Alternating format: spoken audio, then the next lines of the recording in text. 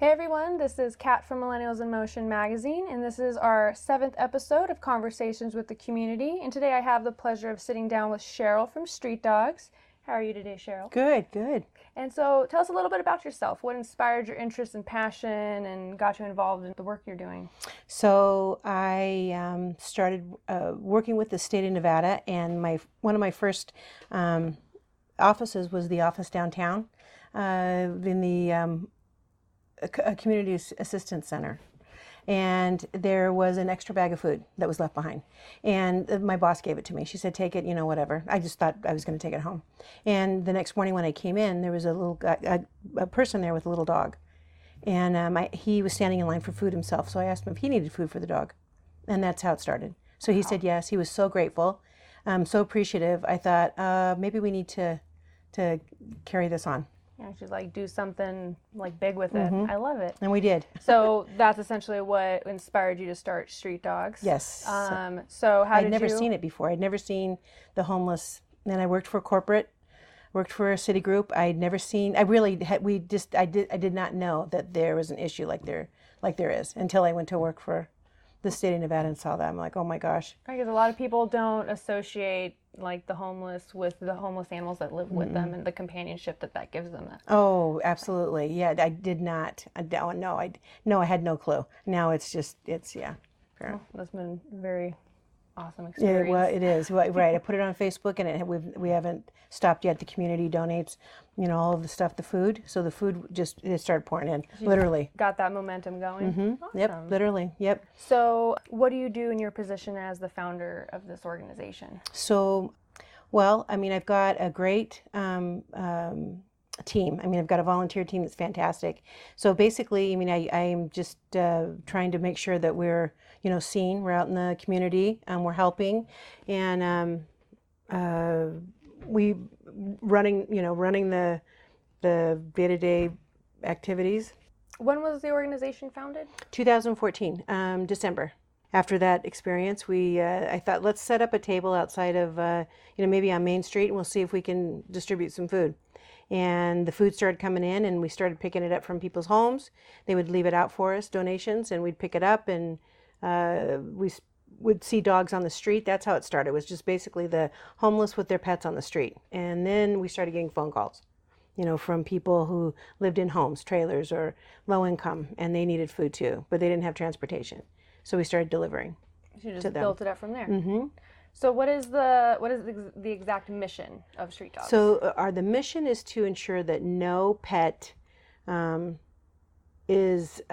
goes without, basically because of the lack of resources on the owner. So if we've got a homeless pet, we want to make sure that they have everything that you would have, your dog would have. We want in the summer, we want them to have shoes, and so their feet don't burn, and spray bottles so they're cool, and swimming pools if we can, where they can get in the water and cool off, and strollers, wagons in the winter heat, blankets and coats, and so we've started a new program where during the day, in the summer, if they're homeless outside, they can go into one of our veterinarians or boarding facilities for the day, and so the owner drops them off in the morning, picks them up at night, so they're out of the heat.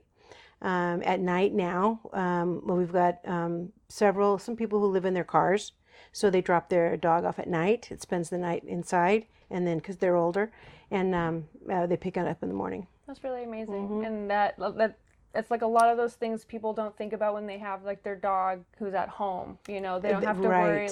Like people don't take their dogs out during the summer to go walk during the day if they otherwise know better, because the paws burn, Right. and Yes. when they're out at night, your dog is at home with you, I at least assume. Yes. In your house with you, but out here they're exposed to the elements just the same. Yep. As the people who are living on the streets. They are, and my busy dog has given a generous donation of shoes, so we're good with shoes probably through the next year too. But yeah, I didn't think I honestly did not think about it. Now we'll say, just take your shoes off, If you can walk on it, then they can walk on it. If you can't, then they can't. Right. You know, pick them up, or, you know, let us get you some shoes. Or like they say, like take the back of your hands and put it on the sidewalk, and if it burns your hand, it's going to burn their feet. Yes.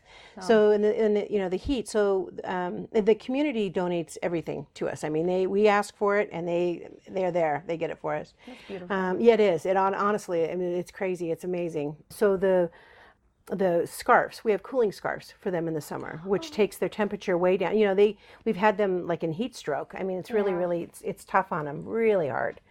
So yeah. And then it's really hard for them to get to a vet, let alone, you know, cover the cost of that when that happens. So it's better to just prevent it from happening in the first place. Exactly. So we will help with. You bring up the vet. We have different vets in the valley that we work with. VCA Black Mountain, Dr. Wynn. You know, he's fantastic. They're great with us, but they got to get their dog there. So it's in Henderson. You know, so you know, they've got to get there too. But a lot of them, they can get their dog on the bus now. Oh, they can. Yeah. They let them on the bus now? It's really up to the driver. Okay. It's really up to the driver. If the dog is well behaved, or if they're in a crate, you know, if we can get them a crate if they're smaller. We've had some dogs that ride the bus every day. So we've had strollers donated that fit, big enough for the dog to fit in, like a pit bull. They have to be inside, and to get it on the bus. So they'll let them then. It's really up to the bus driver. Yeah. Do you have any people that essentially like volunteer transportation when possible, like a Yes, we do. like Uber, we do. Lyft So managing. So we use Lyft. Oh, So okay. Lyft is a big part of it has become a huge part of our organization now. That's fantastic. So, and I mean, sometimes we've had a couple of people say no, you know, and some of the areas they got to pick the dogs up, you know, and there's, you know, if there's two, like we had a gentleman and he had two pit bulls, and she didn't want to do it. And I'm like, honestly, I'm going to tell you, they're such good dogs. Just, you know, whatever I can do, please. I mean, they've got to. There was a situation they had to be out of that. They were being evicted. They had to be out. And finally, she did. She said, "Okay." I said, "I promise they're not going to do anything to you." You know, the pit bulls have such a bad rap anyway. Right. But yeah, so we use Lyft a lot. We don't. We have 30 volunteers, but most work, so it's tough. Like with our spay and neuters, if you have to make it as easy as possible for homeless to get their dogs there. You know, it has to be, you provide either the transportation, or you pick the dog up yourself, or a lift to get them there, unless they live around, you know, the area, because there's just so many things that come up that ruin it for them. You know, they can't get there. That's great. You have this team that puts all their extra time together to do this amazing thing for the community. Yeah, there's emergencies. It seems like every day there's somebody calling for. They're either in the hospital and they left their pets at home. We've got that. That's actually happening right now. Can you check on them? Can you feed them? And they've all been alive when we got there. Thank gosh, right? One was iffy. So yeah, so we try to be there. So emergency, like if there's a dog on there's a homeless couple on the corner of Sahara, and can you please go and check? And we'll do that, you know, when we can. I mean, it's we don't go right away. I mean, it's a lot of work. Yeah. A lot of work, a lot of calls. How have you expanded since you started, and what is your current expansion plan from where you want to go? Oh my! So we started out just with food, a bag of food. So that is literally what we started out with. And then we saw that they needed leashes. Leashes are huge. Leashes, collars, right? So we probably got a rope around their neck at the or lack thereof. Or right. So that was the next thing, leashes and collars, right? And then so we got food, leashes, and collars, and now the spay and neuter, right? So we didn't have money in the beginning for spay and neuter.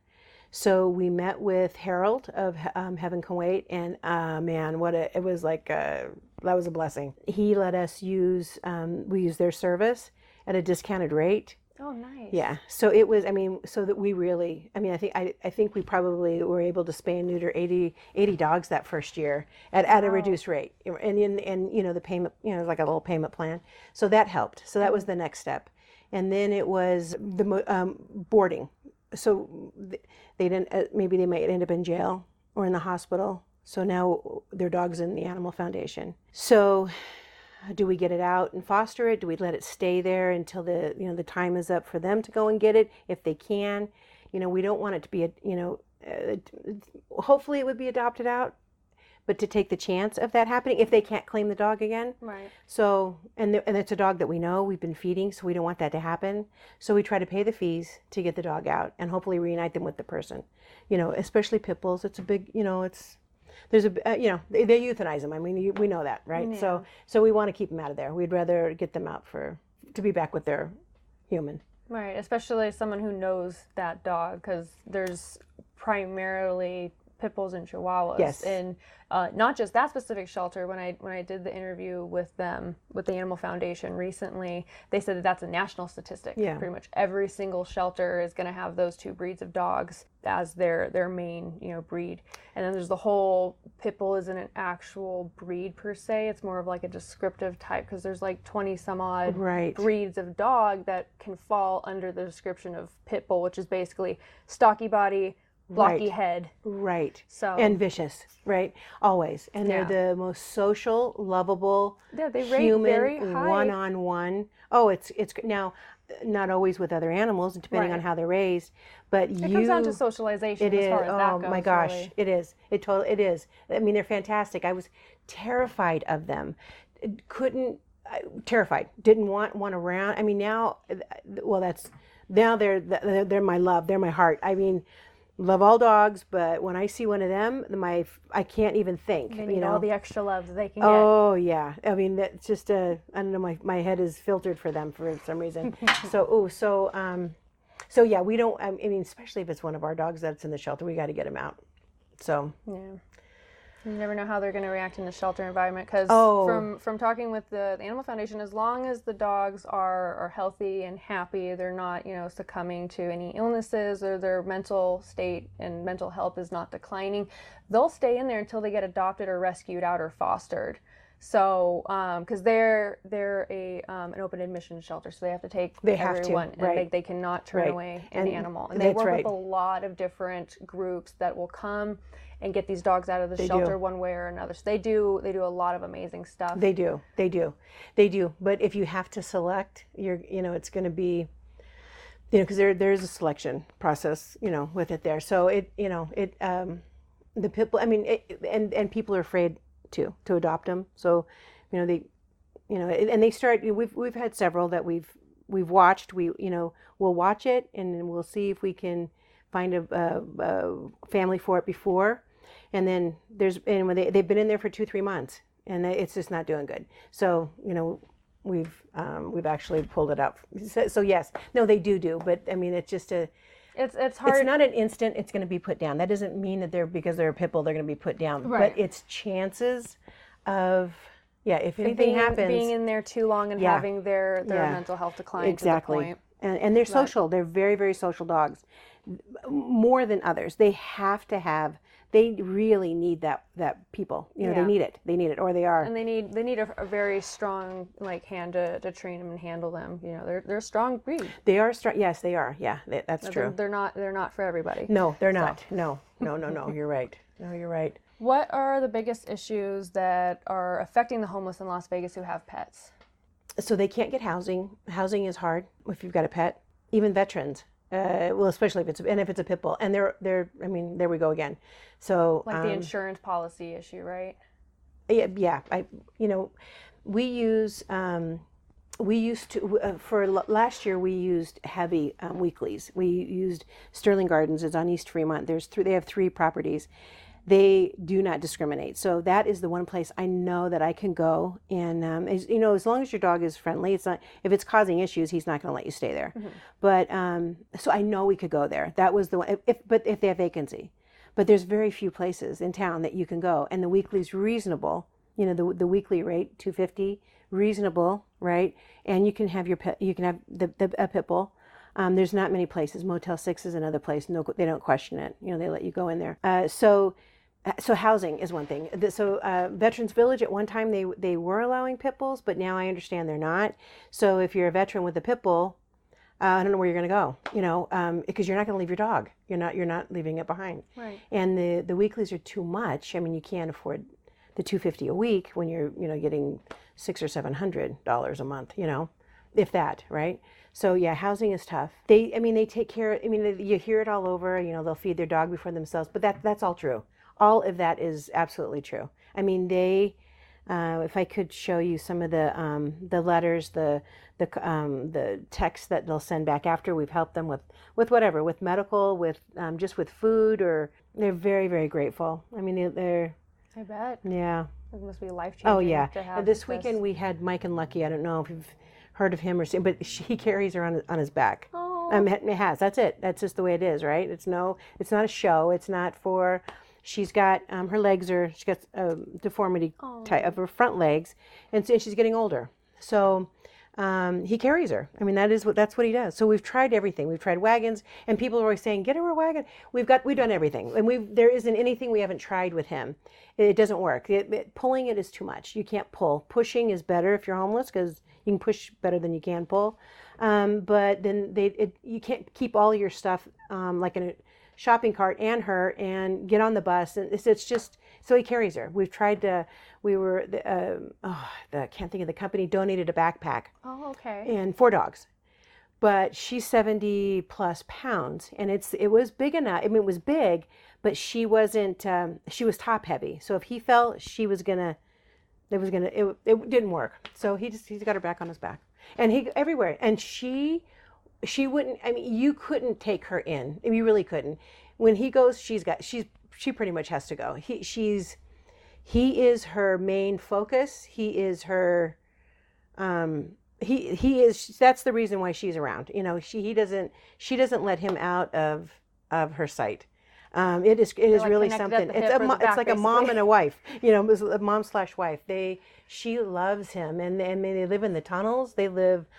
In the parks, and sometimes they're in an apartment, but it doesn't matter. So that will just prove that it doesn't. There's no. You can't take that dog away from him. And if you did, you would not have a happy. You're not going to have a happy dog. It wouldn't work. It won't work if something happens to him. They have quite a bond, a super bond, and they think that you can. Some people have said, well, just buy him. Okay, I've never, ever met one person, thousands of dogs I've seen in 5 years.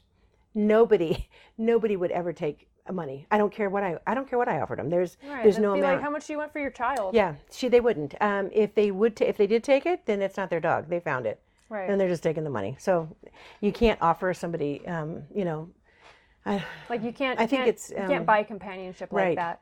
It's just kind of naive, I guess, to think that. Yeah. I don't know why anyone would think that someone's just going to sell, like, basically. But then what are you going to do with the dog? Right?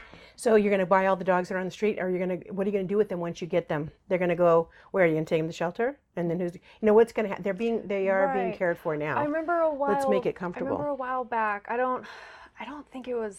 No, wait, maybe it was. I think I actually did see it on the news, like out here, like somewhere down in Fremont Street. And this lady was just upset that this homeless man had a dog.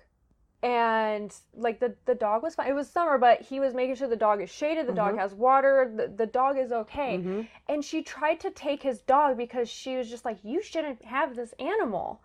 It's like you don't get to take his animal. No, you don't. Just because you don't get to think say. It doesn't matter if he's homeless. That is his animal. That's right. It is. And the dog was not in any clear sign of abuse or neglect or malnourishment or anything. The dog doesn't want to go anywhere. Some lady who I assume whose heart was otherwise in the right place but very misguided on her thing. So instead of approaching this man and asking him, how can I help you? She's going to just take this dog from him, and he's crying. Right. Because it's like someone just came up and just like, you don't get to have this kid, and just take No, you're absolutely right. That is absolutely. And we've seen and heard of that. Yes, absolutely. Yeah. There are some cases. There are some cases where, it's, even that we see in our clients, and we just, we are creative. We really, really try to come up with some way, if we can't, because we can't keep you in a weekly forever. and you're only in the weekly because of the dog anyway, but so we can't do that, but we are going to try to figure out something, some way of getting you insight either on your own, with your own, or somehow we're gonna work on that, because it is tough. Like, the black dogs in the summer. I mean, it's tough. It is, and it's hard to see. And you love them, and they come up to you, and they see you, and they jump in your car, and and it's hard to, they're in their air conditioning, and it's tough. But it's his or hers, and we have kittens. We have a kitten on the street. And she's got a harness on it and, leash and or thing, and it runs around, and you do think, oh, but maybe that cat wouldn't be alive because she found it, it wouldn't be alive if not. And it's getting used to that's its environment. So, and it's loved, super loved. Yeah. I mean, they're loved. As long as it's happy and healthy, Yeah. That's all that really should matter. Yep. So all that being said, what are some of the most difficult situations your organization has been able to address or help with these people and their animals? What we were doing for a while is if there was a way that if they showed that they wanted to work, go to school, whatever, we were trying to. So we put them up in a weekly, and the success rate there is not as high as I'd like it to be, but it does, even if it's getting them their ID again, which is a huge issue with the homeless. At first I'm like, why? How come everything is stolen? I mean, every time I talk to you, the tent is stolen, the ID is the phone. But it's true. They fall asleep, and somebody goes through their, like they're good at it. They go through their pants pockets or whatever, without waking them up or anything. Oh yeah, and it's gone. It's gone. So, and I'm a welfare caseworker in the Clark County Detention Center, right? So same thing with I hear the same stories. It's not just them, it's the same thing. They don't have identification, if they're homeless, it's stolen, it's constant with that population of their stuff being stolen. So just getting them off the street for a couple of days, one, to get them out of the elements, and if they can get their ID and get going, because then they can, try to do something else. But we have had a successful, I guess he contacted us. He had 2 dogs, just a bad situation. His wife passed, and he just went downhill. So we, after talking to him, put him up, started in a motel, and I could see right away he was going to do something. He needed bus passes, he needed shoes, certain things. He went out within 2 weeks, so we moved him from a motel to a weekly. Within 2 weeks, he had a job. And now he definitely could have done something more than what he did. I mean, but he got it right. So right away, he got a job, right? He's so very serious with right that away. Opportunity. Yeah, it's a convenience store. So and he's a little bit older than me. So he definitely was. So we love that. So we got him the monthly pass, his work cards, his health cards, shoes. Everything he needed, plus we were paying his rent, right, to make sure that he got there. And then we were able to move him to one of our, or he was able to get in. He saved his money. And I mean, he is on the bus, so his dogs are in the weekly, and he's on the bus, 10, 12 hours a day, working 2 hour transportation, a day. And then he was able to get into one of the trailers where we feed. So, I mean, he'll get out of there too, and then a car was donated to him. It's a progression to get I'm better. like, God, this is fantastic. And he had started, he'd just lost everything. So we've had a couple like that. I love that, because one of the things I try to focus on through my organization is essentially like the phrase hand ups, not hand outs. Right. Because, you can go around and just hand things out to people, but giving somebody, like pulling them up just a little bit out of their situation, to give them the opportunity to, actually change something in their lives. Yes. That's what really helps. Or learning about how, when you look at things statistically, the best way to help the homeless is to get them housing, because you can, give them a meal and a bed to sleep at night, but that's not going to help the situation, because a lot of times these people, because they're homeless, they don't have an address, which means it's really hard for them to apply for a job. They might not have access to all these places. Showers. For the most part. That too. Yeah. But it's also a lot of the places that you apply to is that go online. Right. So if you, one, don't have an email address, don't have access to the internet, let alone have some place where you can store a file for your resume and everything else that entails, that's a big barrier for people to get out of their situation if they do. Like, I hate when I get into conversations with people about the homeless and they're just like, oh, they're just a bunch of drug addicts who are mentally ill and they don't want to leave their situation. They just want to, live tax-free and get, handouts. And I don't see that. No. I see a lot of people who have fallen under hard times and they just need a little help. I believe that most people inherently want to get out of that situation and don't want to be stuck living like that for an extended period of time. No, I would imagine no one would want to. No. There's a few people who are like, I like to be a nomadic person. And that's I think an outlier of the whole entire homeless population. Right. So there are those, right? So our dog here on the wall, I'll show you when you. So they're travelers. That's what we run across them, right? They're moving. They're on the go. Yeah. So they're stopping and going. No, I can't imagine staying in. No, not if. And there's a lot of mental illness. I mean, there are a lot of drugs. There's a lot of drugs, and there's a lot of mental illness on the street. So they need help, and you can't. They need help. So I don't know how we would go about. I don't know. I mean.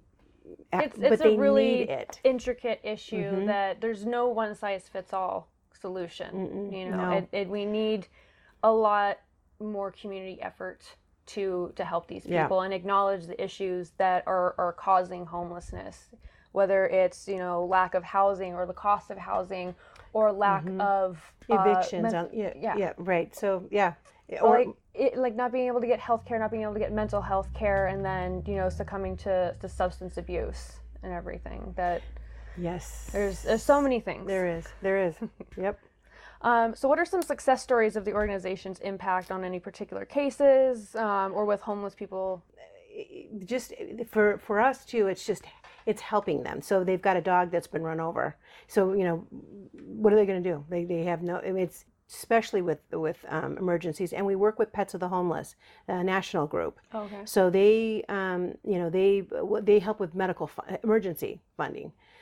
So we can partner with them and put them up if the dog or the cat is in bad shape. But as far as we see it every day just by feeding them and taking care of them basically. Yeah. Mental health is a huge topic which we've briefly touched on so far. And in general, it's not being discussed enough or properly, let alone in regard to, the homeless population and what they're going through. Do you have any comments or experience in regard to that topic relating with the work that you do specifically and how these companion animals help their mental health? That's a given. It is therapy. It is. I mean, I wouldn't give dogs to somebody that was on the street. I wouldn't give a pet to them, if they have one. I mean, it is. I mean, it is that there's, and that's why they're reaching out for help.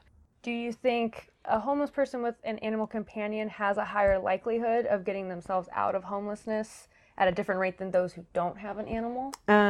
Okay, so yes, yes, they would, but no, they don't, because they can't get housing if you've got a dog, unless it's a small dog. So yes, absolutely. I mean, you mean will they go to work to get to keep? Okay, that's a very interesting thing. So it's hard to get housing with a pet, period, right? But what I will say is, and this is, I don't even know how this is going to sound, but homeless women, try harder, or will live anywhere. If they have an income of any kind, like social disability and disability, whatever, they will live anywhere to keep their pets in. Men, not so much. Like they're more picky about it? They're just not spending their money. The keeping the animal inside is not the priority, from what we've seen. So from what I've seen, and I don't know if that could be mother maternal women. I don't know, but it's not. It's so if you get $700 a month, right, and you can find a place for $500, right. I would think that you're gonna you're gonna do to get, you want to get your animals, because that they do. I mean, that's it. You want to get your animals off. You want to get your kids off the street. So you're gonna go there and you're gonna live off 200 somehow. You know, women will do that. Men not as much as, I guess that's all we'll say, is they're not as likely to do that. Oh, that's very interesting. Mm-hmm. I wouldn't have even thought of that relationship. I know. Between. But that's my experience. I mean, I could, that's. But I mean, like, having that understanding of the differentiating between men and women, that can help address those particular issues and have an actual focus on that. Yes. Do you and your team have to take any precautions to manage your own mental health, particularly dealing with compassion fatigue? Oh yeah. So myself, I started meditating.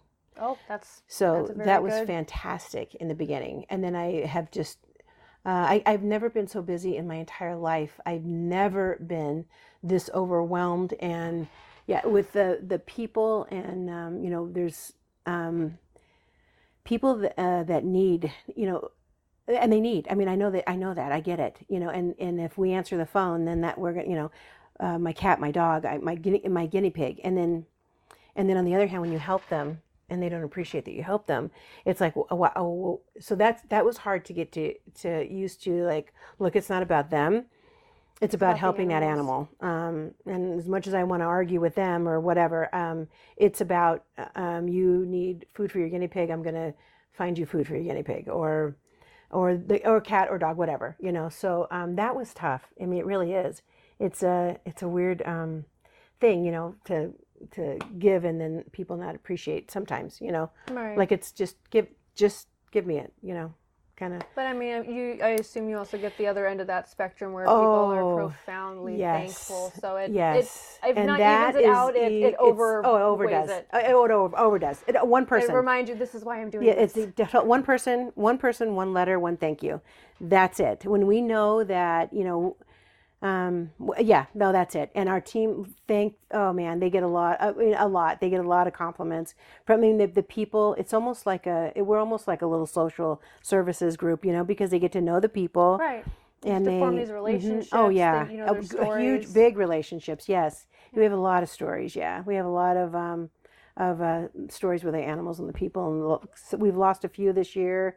It was really hard, but, oh no, that's great. So, but to get used to that, when you're not, I've not been in this world for 5 years. This is it.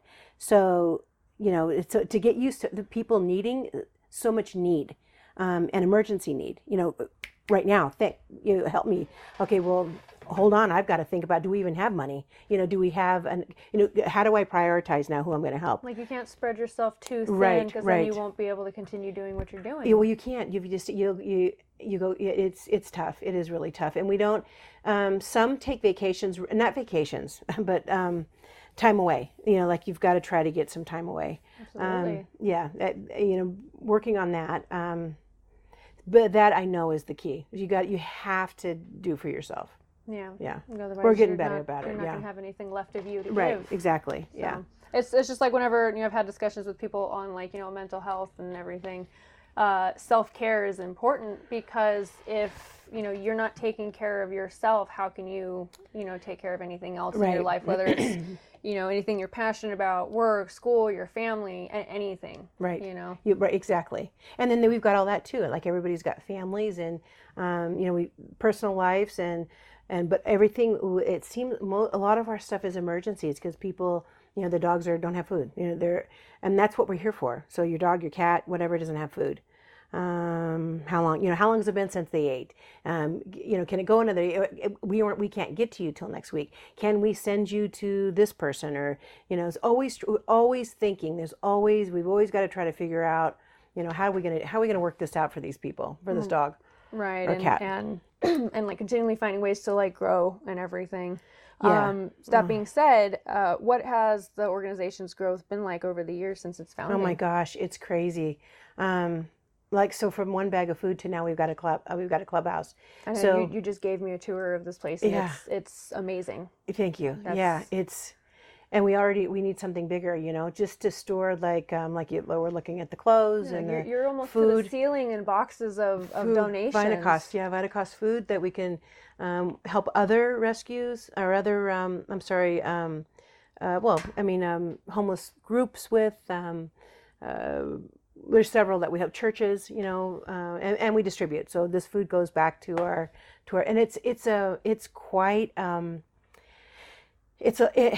is a lot of work. So we've got, I think I told you, we've got Darla and Irene. They're here. They're managing this and getting things ready for our delivery team as they come in and take out. And it's a lot of work. I love how organized everything is. It is. It really is falling into place beautifully. You guys do such a fantastic job.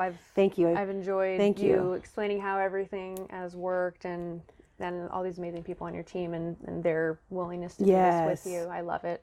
Yep. What are the present goals and the current outlook of the organization? So, it would be great. I would love to be retired. Okay, so I could, because I'm gone. So I'm not here 10 hours. I am only here either in the evening if I have to meet somebody here or on the weekends.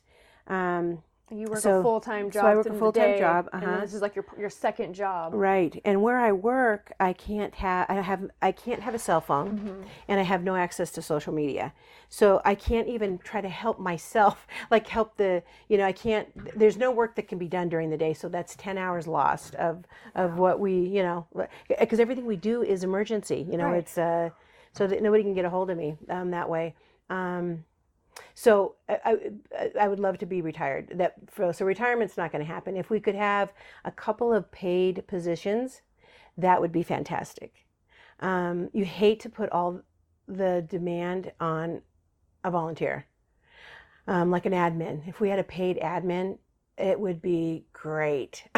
So that's so we've got somebody that's helping us with grant writing, and we're hoping that we can get that, a truck, so we can get, so the end goal though is something like, it's similar. I saw Loaves and Fishes in Sacramento, and I think they're all over, but it's not the feeding of the people. It's the part that they have is they have like an animal. It's not a shelter, but it's a place where it's hooked to their rescue. They're like it would be like hooked to the St. Vincent's here, and then on another piece of property they have a shelter. So I would love to have a place where the homeless could leave their pets during the day, and they could go look for jobs or try to get themselves together. So like an actual facility where people can leave either come and go, or daily pick up, take nights and days, kind of like what we're doing now because we're paying for it, and then or like there's the biggest need. This is all needed too, but right now I wish that somebody would start up a boarding for people going into the hospital. They want to go to rehab. People will not go to rehab because they won't give their dog up. They're not giving their dog up. Right. So they're not going to go. So we've tried. We have watched a couple of dogs. We've boarded some dogs for people, and that's been a success. I forget myself. We've had several successes like that. So that's what we'd like. We would be able to keep them for the people, because we don't want to keep anybody's dog. We want them to go right back, to them. But give them a resource that would allow them to do the things they need to do without worrying about where's my dog, is my dog safe, is someone going to take my dog? Yeah. Yep. So that's the goal. That's the big goal. I can imagine it now. It's big and it's beautiful. Yeah, it is. Yeah. Yes, we would love that. I can't wait to see that when it happens. Yeah, thank you. When, not if. Yes. So I guess that answered the question on what's your next step for the organization. And it's hard, with volunteers, because you can't go too fast. There are certain opportunities I've missed out on because I'm not available. I can only use so many vacation days in a year, or I can't. And there's just certain things that they have to talk to me about. That's just outside. So that's tough. Well, the fact that you essentially donate all your extra time and energy into this is just absolutely amazing. My granddaughters don't like it, but they're like, God, can we talk about anything else? I mean, they like it, but it's all, because it's all that's in your head. You're like, you just spit it out, and they're great. But I mean, it's funny because we're like, oh, and then I thought it's probably like the cell phone thing, with putting it down. Like I'm telling them to put it down, they're telling me stop talking about it. So they just, I think, was it yesterday, actually, they held the vote for essentially criminalizing homelessness out here in the Las Vegas Valley, or at least criminalize public sleeping or public resting, I think they're trying to word it as. So that being said, what are the potential implications of that ordinance now being passed? How is it going to affect what you do and affect the lives of the homeless community out here? So yesterday, I thought, I heard an interview with, I think, John Smith. And after, listening to, it was on NPR, and I'm like, oh, that's going to pass. It is going to pass. And it passed 5-2. Yeah. So, so for the dogs and the cats, we're going to see an increase in them going to the shelter, right? So there's a cost of getting them out. So that there's fees. So let's just say if they're not fixed, that's a great way to get them fixed, though. So I do like that part. But let's just say anywhere from between $100 to $200 to get it out, the pet for the owner. So that'll happen. The phone calls here on our end, just from the pet perspective. So the officers in certain areas, we do a lot of community events with the Bolden Command and with downtown and Convention Center and East. So if they arrest or if they're going to arrest somebody who has a dog, a lot of times they'll call us first and see what we can do. It just depends. I mean, because the phone is not answered. It goes, we can't man it like that. So if we get the call and there is somebody that is available that can go and get the dog, we'll do it. But for the most part, we can't. It's just not, we just don't have it. So they will send the dog to the animal control, come and get the dog or the cat.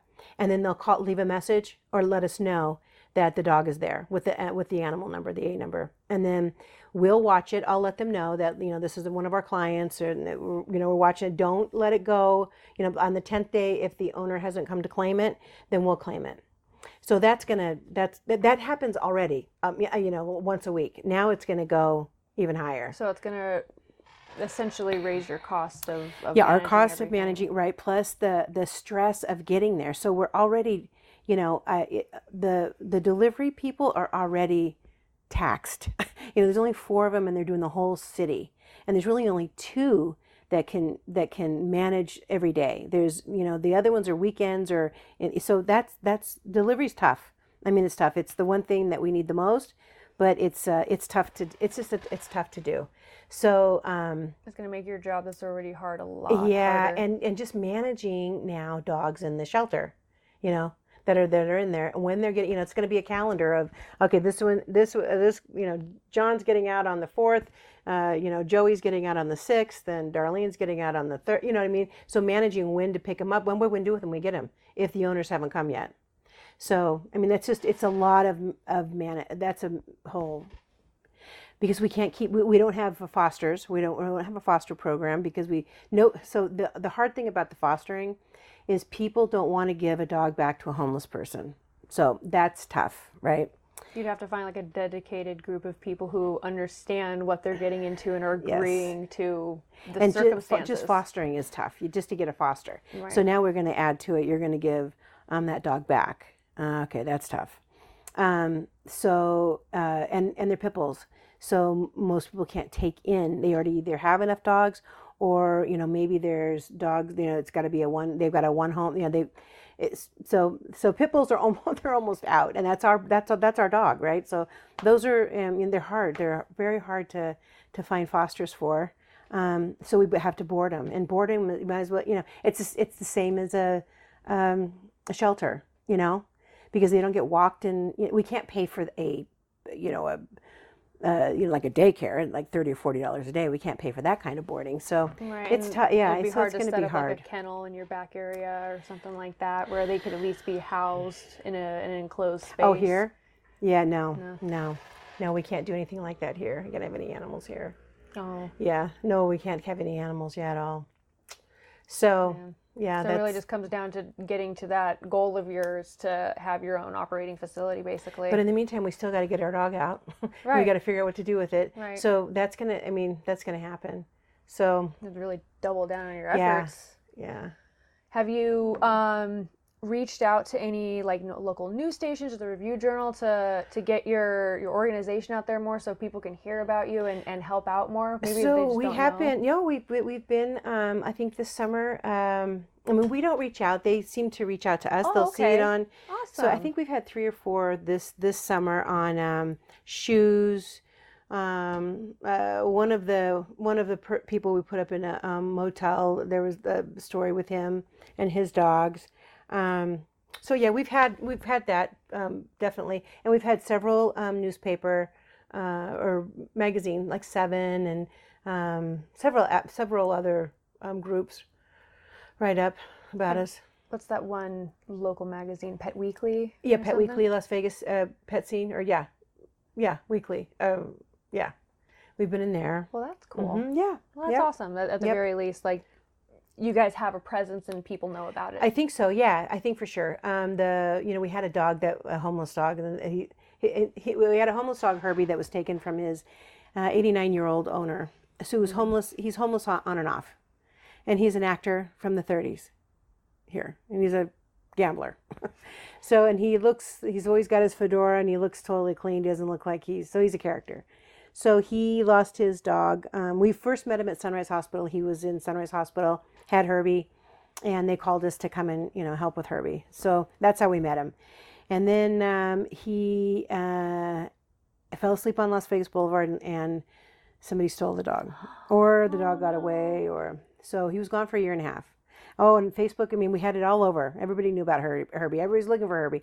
We get all kinds of pictures. Well, so the crazy thing about social media too is it's a bubble, right? So it's hard to get out of the bubble to your family, maybe because they're not in rescue. So they don't see. I think everybody knows what's going on, and my sister doesn't know what's going on because she's not in the rescue world. So it's hard to get outside of pop that bubble. Yeah.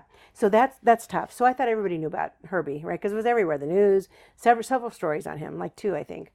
So he's gone for 1.5 years, and we get a call that he was taken into a PetSmart for nail trims, and they did a scan, and it came up. So but the people left.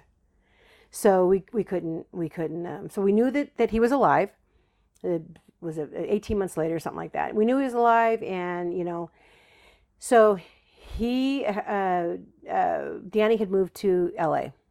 And I mean, this whole time he was out. He was trying to find. We had stuff up everywhere looking for them right in that area. So he comes back, and we don't know. We know that he's here. We don't know where. Can't find him. So he went to the police, right? And he filed a report, and he went back to L.A. And the detectives and the group of volunteers actually found the dog. Wow. Found the dog, yes. So it's a whole reunion on Channel 8 News. Oh. So they found Herbie. So we did reunited him, and he went back to L.A. So he's back down in L.A. again, and he's lost him again. Oh, no. Yeah, somebody stole him. So so that's tough. So yeah, I don't know how I got started on that story. It's just a constant struggle every day with it. So it's tough. Yeah. You've mentioned a couple organizations and others that you work with. Are there any other organizations, businesses, or anybody else that you'd like to mention that you guys like work with to do all this stuff that you do?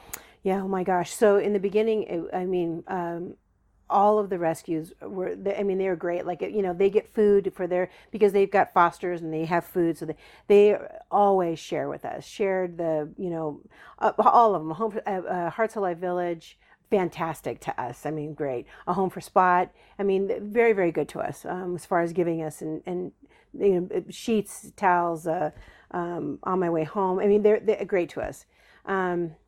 VitaCost now is helping us with this food, is giving us all of this food. My Busy Dog is giving us shoes. Hookers and Knitters is giving us water. And you see the water.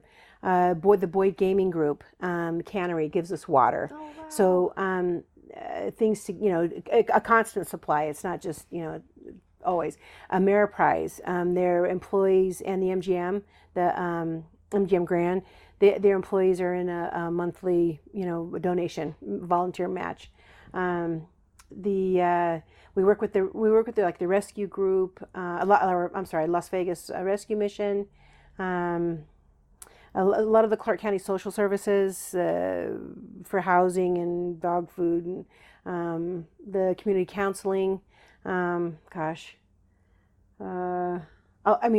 lot. I can't think of any other. We're trying to provide help with these names are just escaping me here. They go into the tunnels and feed the people, but we try to give them food for the dogs and the people. And the ministries, Holy Smoke. Holy Smoke is the name of it. Oh, okay.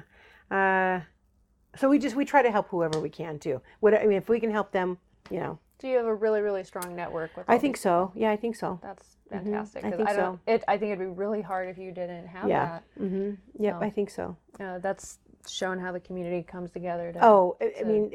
It's crazy. It is. I can put something out and say, a story or what we need, and people are so generous. It is. They're very generous. They're very, very good. Very good. Yeah. Oh my gosh. That gives me a lot of pride for the Las Vegas community, because especially like when you talk to people who come from outside of Vegas, right. They just assume right. that you're just a party city, the strip, gambling, whatever sort of preconceived notions they have, like. They forget that we are a community out here. Exactly. And I think that the people who live out here also kind of forget that we're a community. They don't realize what's around all of us and how we can all get involved and help each other. I think, like you were talking about, everything being in a bubble. Everyone stays within their bubble until they start starting to pop it, essentially. Yes. We had a young girl, so she... their dog is Tyson, so everybody knows them by Tyson. So Brianne is 20. Brianne and Jacob, one's 25, one's 27-ish. So she has cancer, right on the street, in a tent. Oh my god! So when we first ran across her, we were feeding her dog. The dog they got from Craigslist. Somebody just dropped it off. Somebody had it on Craigslist. They answered the ad and they dropped the dog off. This awesome dog to a homeless couple living in a tent in the wash off of Flamingo. So these two have taken this dog in, and it's like their child. They are fantastic with the dog. They're fantastic. So she can't get her chemo. The doctor's not treating her if she's she's living in the dirt. So I posted it. So as soon as I posted it, oh my gosh, the letters that she got, the encouragement, telling her this is what you're going to see, and people are like, I can't imagine. I had cancer myself, breast cancer, whatever kind of cancer. I can't imagine living on the street, So we were able to get them into a place, and they were into a place almost 6 months. They were in a weekly, right, with us, and she was able to get a treatment. They're back on the street again because we can't, he was in and out of work. He would try, Postmates, no car though, he walked dogs. He did get, a job, what their education is, what they know. So he was able to do something on the stripper.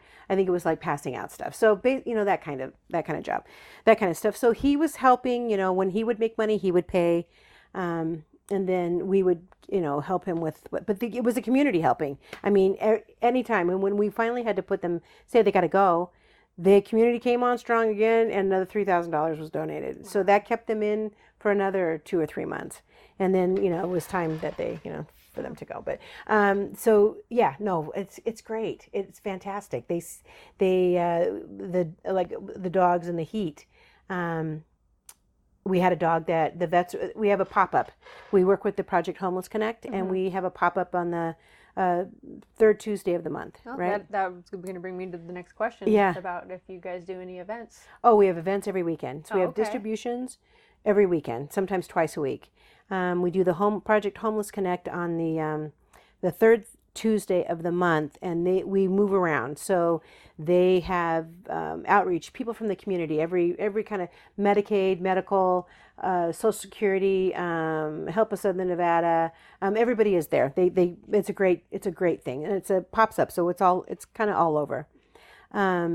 So we have a vet, Street Dog Coalition, different from Street Dogz, out of Colorado. Oh, so wow. they supply the vets and all the medication, the vaccinations. They do it. Dr. Kate Martinez, they do a exam, do vaccinations, do microchipping. And they can give little, ear infection medications, antibiotics, stuff that they can treat right then and there. So that's once a month. That's amazing. So we try to get everybody to come to that. So it was the middle of the summer, and we're outside, and dogs, I'm not kidding you, were falling over. It was so hot. So they were doing an IV on one because it was an older dog. Because we have to see your dog. We can't just give you dog food or cat food. We do have to see it, unless we know you. If we know you, then we know. So that day was just, it was horrible. I mean, it was bad. The dogs were just, it was so hot. So I posted that right away. There was a committee formed. That's when the scarves happened. That's when the swimming pools, to get them cooled off. And they were like, we'll drive up and down the Boulder Highway and make sure that, whoever we see. So that was that was a great post because people really, they took it on. I'm like, yeah, go, create your own little groups and do it. Yes, exactly. Wow. So we don't do it in the summer now because it's just too hot for the dogs, but it's every other month but that. If I can go slightly off topic, I learned that Las Vegas is the fastest warming city in the country. And this summer we broke the record for days over 105 degrees. So we're getting hotter. And we're staying hotter longer also. So that's... that's so bad. The cold we can, you can get warm. You can bundle. Yeah, you can put more jackets and blankets, but in the summer I just saw the silver blankets I was going to show you. And we have some fantastic donors. Like they don't want to ever, they don't say, we have a woman that there's the silver blankets. Oh, so they're little emergency ones, and she donates a lamb chop. They're stuffed animals. Lambs, and the dogs love them. It's like the happiness is, and the people are so happy that their dogs are happy. I love it. That's what's awesome. Warm in my heart just thinking about when you give their dog a toy like that, they probably don't get toys very often. No, because they're gonna shred them. But when you see the people, that's like the toys are like the best thing. If you've got enough of them, it's great. And she makes sure that we have enough. I love it. Yeah. That's fantastic. Mm-hmm.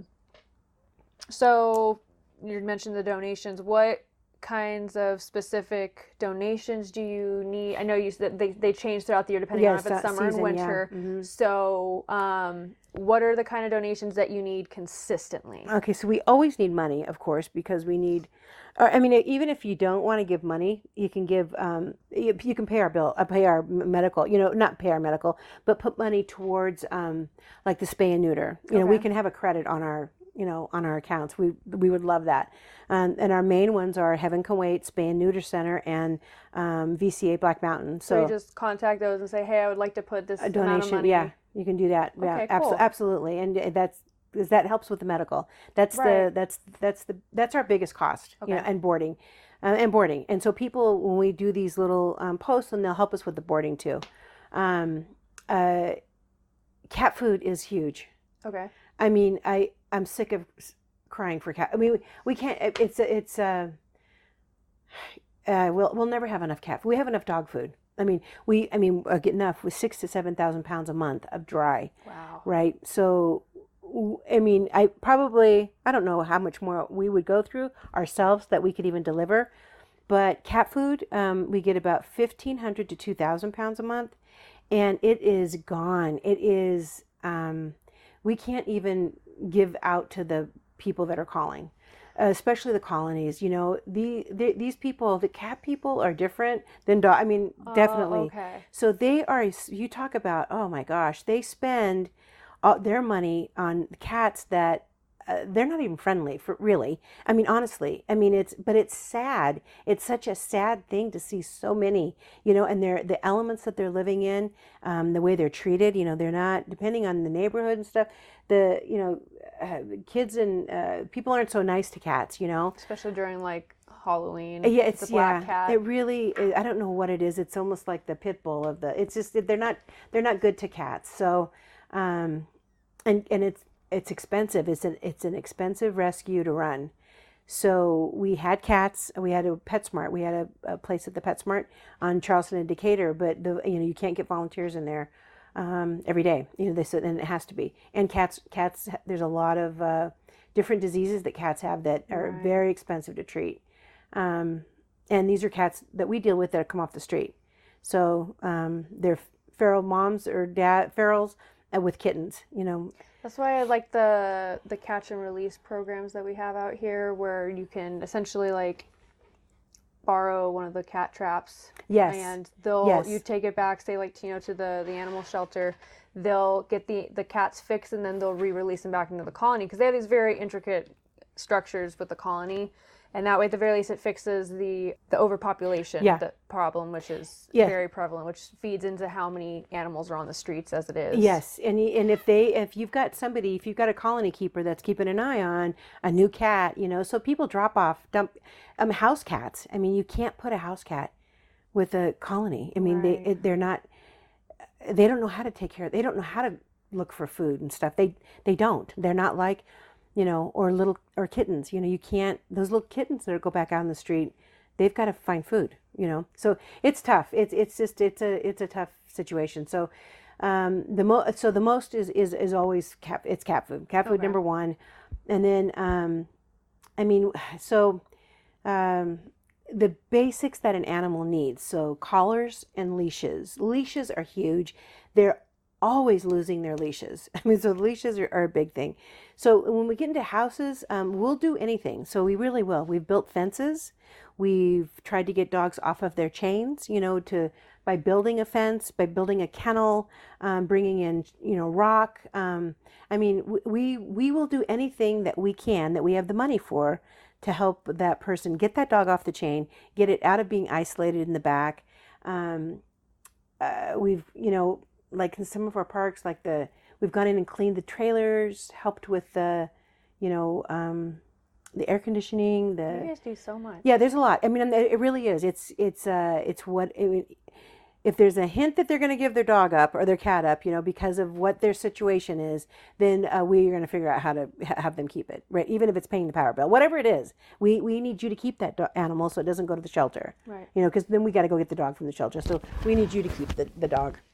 So, well, it's really, there's a lot of things like that we do too. So Help of Southern Nevada lets us go to their, they have a warehouse that you can, but at certain hours, so it's tough to get down there. But that kind of stuff, like to get the fencing or to get, they've every odd supplies, all kinds of different things. Okay. So besides donations, how else can people support you? So volunteering, you know, we always need volunteers for our distribution sites where, and it seems like it would be a very simple thing what we do. I mean, it just seems like it's cut and dry, and it is not. So there's all kinds of reasons why we do and don't do certain things, or, you know, you might volunteer for us and you be at our distribution site, and somebody will come up and they'll say, well, I have cats, but, you know, or dogs. I have four dogs, and then they didn't bring them. So, you know, we're saying we can't give them the, you know, and they're like, well, why can't you give them the food? And of course, I'm not in front of them. I'm like, well, because we don't always know. I mean, we got to make sure there's a dog, first of all, and then we got to make sure that the dog is not chained or being abused or pregnant.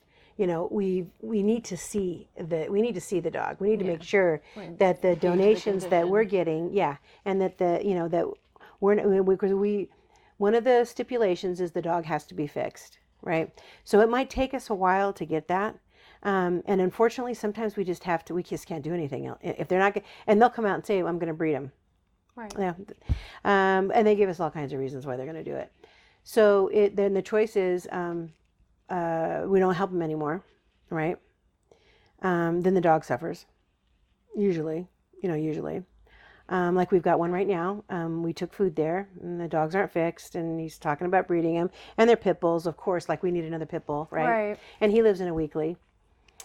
And we said, we can't help you anymore then. We're going to give you this, but, it's too heartbreaking, too. You cannot. You have to fix that dog. Yeah. So now it's 2 weeks later, and the dog has an ear infection.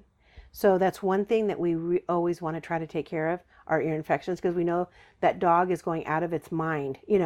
Emergencies are one thing, but any kind of itching, scratching. So we always try to help with that, and that's usually under like around $100. So that's something we can manage. But now we're like, what should we do? Because like stuck between a rock and a hard place. So there's tough situations there. So some people might see that and think that, oh, we don't care, we're just taking care of everybody. That's not true. I mean, we're at some point trying to just do the right thing for the animal too. Yeah, we know the guy's doing this, and we're going to try to catch him maybe through animal control or some other way. We're going to try to but what do we do? We get a lot of calls with people whose dogs just had puppies. Okay, just had a litter, and they don't have food. Okay, so we ask them, one of our things is, are you willing to give the dog up? Right? Well, most of the time they're not. Okay, so will you temporarily give the dog to, not to us, but to a foster, and their rescue?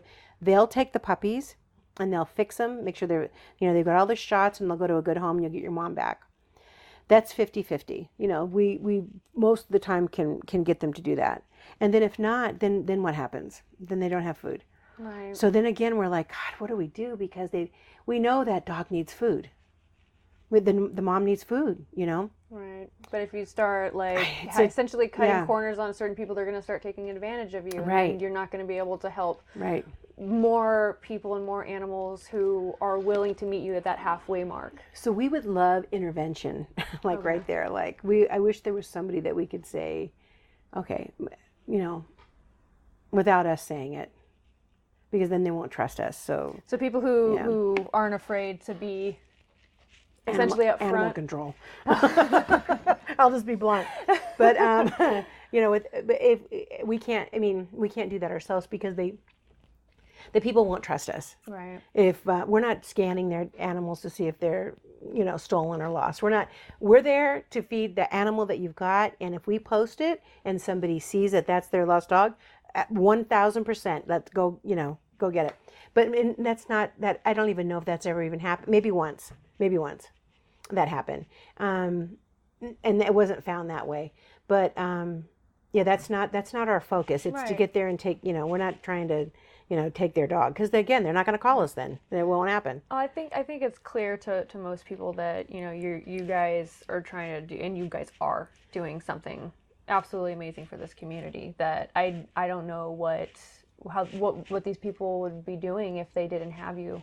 Yeah. Well, thank you. Yeah. Thank you. I admire and love your dedication to this cause, because I don't think, like we were talking earlier, a lot of people don't even think about these things in the first place. And it took just one little experience that you had that turned into this whole thing. I'm blown away by it myself, to be honest. I really am. If you hadn't been given that if I wouldn't have lost my job in 2008 and had to go over the state, I'm no kidding. And then I got welfare. I thought I was going to be at the DMV, and I get welfare. And then for welfare, I get to go to it's like everything happens for a reason. It did, you were meant to be this. Essentially, you're like a guardian angel to these people. Yeah. Our whole team. Yes. Yeah. But they wouldn't be able to do it without you as their leader. So right. Thank you. You're fantastic. So where can people get, I know we touched on where people can donate. Where can people get more information? So like your platforms and your websites. Mm-hmm. So our website, Street Dogz, and Dogs with a Z. Okay. LV.org. Okay. So Street Dogz with a Z, LV.org. Event tab will tell you where we're going to be, and those are static. Those are every single the first Sunday, second Sunday of every single month. And then Facebook has, or Instagram has our any like one-offs that we have. And we almost always have food at any of those anyway. So if somebody needed food, and anybody can donate to us too if they are looking to see where we're going to be that week. If they have something they want to donate to us, they can donate to us then too. And then we've got PayPal and Facebook, and Facebook has been great. I mean, it really has been. There's no fee, and we get the money with like the birthday fundraisers are fantastic. And Smith's, the birthday fundraisers on Facebook, it doesn't cost us anything, the person anything. They want to give to the person for their birthday, and it goes directly to us. And it's every 2 weeks. Those are great. And we've got a great little helper, a little angel, Anthony Phillips, who if it doesn't, he'll top off them if they don't always get to their goal. And then Smith's. So Smith's has a program that if you sign up with their loyalty card, and you can pick a charity. So if you don't have a charity, you can pick Street Dogz. If you want to sign up and get the loyalty card, so all you got to do is use it. That's it. You just use the number, and it doesn't interfere with the fuel points or anything else. A percentage of your spending goes to Street Dogz every quarter. Cool. And it's a good, it's a really decent chunk. Does the, what is it, Smile Amazon thing? Smile Amazon too. You're on there as well? We're on there. Okay. I think what happens with them is you don't never know if you're on. Same thing, same percentage, but our Amazon, we have a lot of people too. Amazon Smile, our award, I think this quarter was 120-ish, right? Smith's was 900 and something. Okay. So I think the problem with Amazon is you've got to be on that Smile bar. You have to put the smile.amazon in order to go to it, and they don't prompt you. They don't. You didn't. Yeah. Yeah. So I think that's where we lose, because people are like, well, I said it's got to be it. You're not on. That's how they get you. That's how they get you. But Smith's, yes. Okay. Now, you take donations here at the office? Yes, here at the clubhouse. We take Darla and Irene are here Monday, Wednesday, and Friday, like clockwork, 10 a.m. to 2 p.m. You can call her at 702-308-3079 and to make sure that she's here. We don't like donations left outside because it's going to probably get taken. And never dogs or cats. we don't take them in, but she's here, or we can make arrangements. I can come after work or on the weekends. Okay. There's someone in and out. All right. So to, I guess, kind of like wrap up everything, what have you learned from your experiences in doing this whole venture that you'd like to touch on? Well, when you give, you get. That I never really understood the tithing, to be honest. Like people tithe But I found that I'm not a religious person, but I found that we in the beginning, the first years, we just did not have money. I mean, people, our advertising was for food, so that's what we got, But we needed to spay and neuter, so we did all these events, and and so we would never have more than $200-300 ever. I mean, we just didn't have the money. But something would come up, a dog would have to get pulled out of the shelter, or a spay, and it would take all of our money. And then all of a sudden, I mean, out of nowhere, like a check for $500, or something would show up. So honestly, when you're doing good, you do get rewarded. However it happens, it does happen. Yeah, it really does, and it happens. I mean, this is. We're not making any money, or there's no, all of the money that we get is spent. It's all, so you're a there's nonprofit. There's that's no, the whole definition exactly. of what it is. There's no, but there's enough money to keep now this clubhouse going, right? So we can keep food for everybody, and we can we can't take care of, it's not, we're at the point where we can, we get 30 calls a day. So we get 30 calls on this phone alone. That's not emails. So we've got, and it's not Facebook. So there's Facebook messaging, Street Catz and Street Dogz. They both have different messaging. Then we've got, 5 emails. There's emails from the website, emails, just emails. So just just keeping, and all of them are the same. Either it's a medical emergency, it's a boarding emergency, or it's food, or volunteering. People want to volunteer. So and there's not enough of us to answer all of them. So things fall through the cracks. I never understood that either. I always thought, well, this seems simple enough. How come like all the founders aren't out, helping, at the events and stuff? Oh my gosh, because you cannot be out there. It's like not humanly possible. You can't. No, you cannot. I mean, just emails alone. I could wake up on a Saturday and not get off that phone until, if I started at 7 a.m, I would not get away from that phone. Just messages. I'm only talking about messages, like, and that's not even following up. I'm not following up on dogs. That's just reading it, basically. That's just you getting in there, texting a current one back, or answering email. I mean, I have done it all night, up until 9, 10 o'clock. I mean, it's crazy. All of a sudden, it's like the whole day is gone completely. So those are the kind of things I didn't realize, and that people are so good. I mean, people are so good.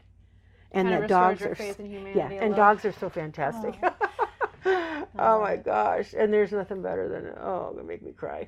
There's nothing better than some of the dogs that we had. We've got some pictures around here, but when you save them, and when they're in the worst condition and shape, and they don't trust, and you get them, and oh my gosh, like our Sadie or Ivy. We've got a lot of dogs. I can't just name one, but.